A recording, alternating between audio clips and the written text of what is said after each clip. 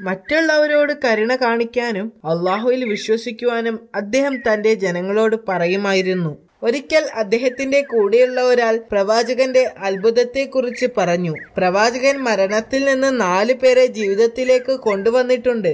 ഇത് കേട്ട് ജൂതന്മാരിൽ ഒരാൾ ഈ അടുത്ത് മരിച്ച ഒരാളുടെ ചേതനയേറ്റ ശരീരത്തെ പുനർജീവിപ്പിക്കാൻ പറഞ്ഞു. സാം എന്നയാളെ ജീവിതത്തിലേക്ക് കൊണ്ടുവരാൻ ആവശ്യപ്പെട്ടു.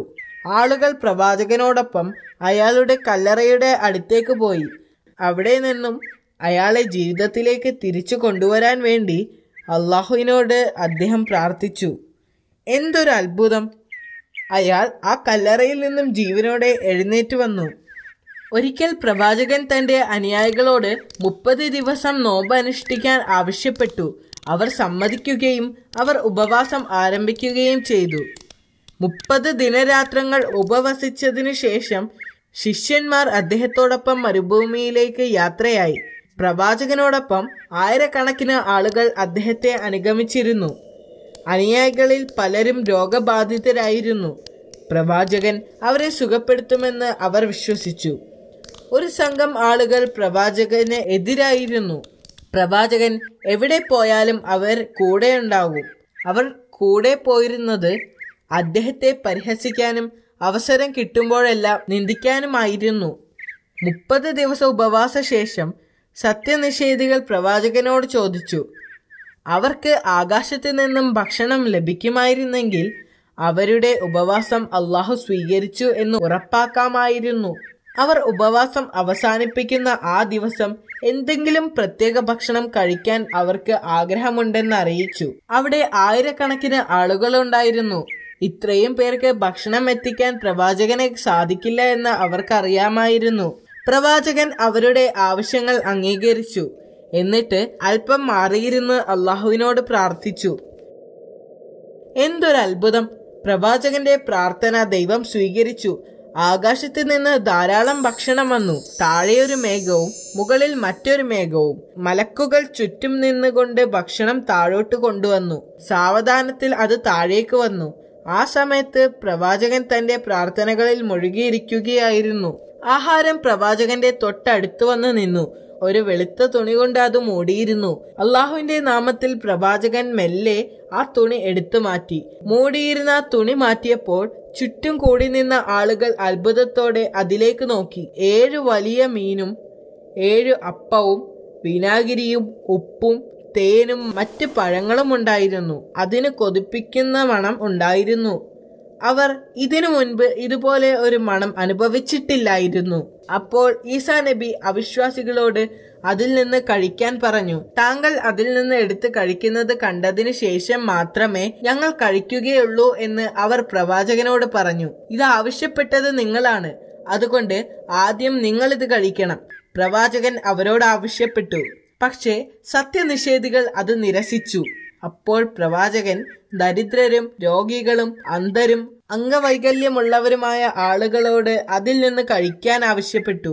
അവർ 1000-ഓളം ആളുകൾ ഉണ്ടായിരുന്നു. അവരെല്ലാവരും അത് കഴിച്ചു. അപ്പോൾ മറ്റൊരു അത്ഭുതം സംഭവിച്ചു. അതിൽ നിന്ന് ഭക്ഷണം കഴിച്ച എല്ലാ രോഗികളെയും അള്ളാഹു സുഖപ്പെടുത്തി. വികലാംഗരെയും അന്ധന്മാരെയും മറ്റുള്ളവരെയും സംബന്ധിച്ചിടത്തോളം അതൊരു അത്ഭുതം തന്നെയായിരുന്നു. സത്യനിഷേധികളെ ആദ്യം ക്ഷണിച്ചിട്ടും അവർ അത് കഴിക്കാൻ വിസമ്മതിച്ചതിൽ അവർ ഇപ്പോൾ ദുഃഖിക്കുന്നുണ്ടായിരുന്നു. ഈ സദ്യയുടെ വാർത്ത അതിവേഗം പരന്നു. ആ വാർത്ത നഗരത്തിലും എത്തി. ആയിരക്കണക്കിന് ആളുകൾ ഈ ദിവ്യ സദ്യക്ക് സാക്ഷ്യം വഹിക്കാൻ അങ്ങോട്ട് യാത്രയായി. വിരുന്നിൽ പങ്കെടുക്കാൻ ആഗ്രഹിക്കുന്നവരുടെ എണ്ണം ഇപ്പോൾ വളരെ കൂടുതലായിരുന്നു. പ്രവാചകൻ എല്ലാവരോടും ഭക്ഷണം കഴിക്കാൻ പറഞ്ഞു. ദിവസങ്ങൾ കഴിഞ്ഞു. ആദ്യം മുതൽ അവസാനം വരെയുള്ള ഓരോ വ്യക്തിയും വയറ് നിറയെ ഭക്ഷണം കഴിച്ചു. ഓരോ ദിവസവും 7000-ഓളം ആളുകൾ ഭക്ഷിച്ചതായി പറയപ്പെടുന്നു. 40 ദിവസത്തിനു ശേഷം ദരിദ്രർക്ക് മാത്രം ഭക്ഷണം നൽകിയാൽ മതിയെന്നും ധനികർക്ക് നൽകേണ്ടതില്ല എന്നും അള്ളാഹു പ്രവാചകനോട് ആവശ്യപ്പെട്ടു. പ്രവാചകൻ ജനങ്ങളോട് സത്യസന്ധരായിരിക്കണമെന്ന് മുന്നറിയിപ്പ് നൽകുകയും ധനികരായ ആളുകൾ വിരുന്നുകളിൽ നിന്ന് അകന്നു നിൽക്കണമെന്നും ആവശ്യപ്പെടുകയും ചെയ്തു. കൂടാതെ ദരിദ്രരോട് ഭക്ഷണം നാളത്തേക്ക് കരുതി വെക്കണമെന്ന് ആവശ്യപ്പെടുകയും ചെയ്തു. എന്നാൽ ജനങ്ങൾ പ്രവാചകൻ പറഞ്ഞത് ശ്രദ്ധിച്ചില്ല. ധനികർ പാവപ്പെട്ടവനായി അഭിനയിച്ച് ഭക്ഷണം കഴിച്ചു. പ്രവാചകന്റെ കൽപ്പന അനുസരിക്കാതെ ദരിദ്രരും ആവശ്യത്തിൽ കൂടുതൽ ഭക്ഷണം കഴിച്ചു. അതിന്റെ ഫലമായി ഭക്ഷണം എവിടെ നിന്നാണോ വന്നത് അങ്ങോട്ട് തന്നെ ഉയർത്തപ്പെട്ടു. ആളുകൾ ഈ അത്ഭുതത്തെക്കുറിച്ച് ദിവസങ്ങളോളം സംസാരിച്ചു. ഒരു രാത്രിയിൽ മഹത്തായ 2 പ്രവാചകന്മാരായ യഹ്യ അലൈഹിസ്സലാമും സക്കരിയ അലൈഹിസ്സലാമും ഭരണാധികാരികളാൽ കൊല്ലപ്പെട്ടു. ആ രാത്രിയിൽ ഈസാ നബിയുടെ മേൽ ഒരു അശരീരിയുണ്ടായി. ഇസ്രായേൽ ജനത്തെ വിളിച്ചുകൂട്ടി പ്രബോധനം നടത്താൻ അള്ളാഹു പ്രവാചകനോട് കൽപ്പിച്ചു.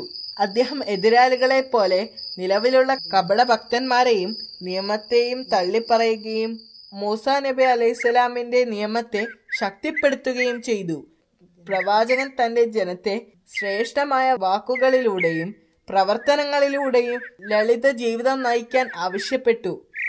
അദ്ദേഹത്തിന്റെ ഉപദേശങ്ങൾ പുരോഹിതന്മാരെ ശല്യപ്പെടുത്തിയിരുന്നു. പ്രവാചകന്റെ ഓരോ വാക്കും അവരുടെ ഇപ്പോഴത്തെ അവസ്ഥയ്ക്ക് ഭീഷണിയായിരുന്നു. ജനങ്ങളുടെ മുന്നിൽ അദ്ദേഹത്തെ തരം താഴ്ത്താനും അദ്ദേഹത്തിന്റെ വാക്കുകൾ മൂസാ നബിയുടെ നിയമത്തിന് എതിരാണെന്ന് ജനങ്ങളെ തെറ്റിദ്ധരിപ്പിക്കാനും അവർ തീരുമാനിച്ചു. അതിനുവേണ്ടി വ്യഭിചാരാരോപണം നടത്തിയ ഒരു സ്ത്രീയെ അറസ്റ്റ് ചെയ്തു. അപ്പോൾ അവർ ഈസാ നബി അലൈഹിസ്സലാമിനെ വിളിച്ച് അദ്ദേഹത്തിന്റെ അഭിപ്രായം ചോദിച്ചു. അവർ ഈസാ നബി അലൈഹിസ്സലാമിന്റെ മുൻപിൽ ആ സ്ത്രീയെ കൊണ്ടുവന്നു. വ്യഭിചാരിയെ കല്ലെറിയാൻ നിയമം നിർദ്ദേശിക്കുന്നില്ലേ എന്ന് ചോദിച്ചു. അതെ, പ്രവാചകൻ പറഞ്ഞു. എങ്കിൽ ഈ സ്ത്രീ ഒരു വ്യഭിചാരിയാണ്, ഒരു പുരോഹിതൻ പറഞ്ഞു. അദ്ദേഹം പുരോഹിതന്മാരെയും ജനത്തെയും നോക്കി. അന്നത്തിനു വേണ്ടി തെറ്റ് ചെയ്ത ഈ സ്ത്രീയേക്കാൾ പാപികളാണവരെന്ന് പ്രവാചകൻ അറിയാമായിരുന്നു. ആ ദിവസം വ്യഭിചാര കുറ്റത്തിന് അദ്ദേഹം ഒരു പുതിയ നിയമം കൊണ്ടുവന്നു. അദ്ദേഹം ജനങ്ങളുടെ നേരെ പുഞ്ചിരിയോടെ നോക്കി ഉച്ചത്തിൽ പറഞ്ഞു, നിങ്ങളിൽ പാപം ചെയ്യാത്തവർ അവളെ കല്ലെറിയട്ടെ. എന്നാൽ ചുറ്റും നിന്ന ആളുകൾ ഒന്നും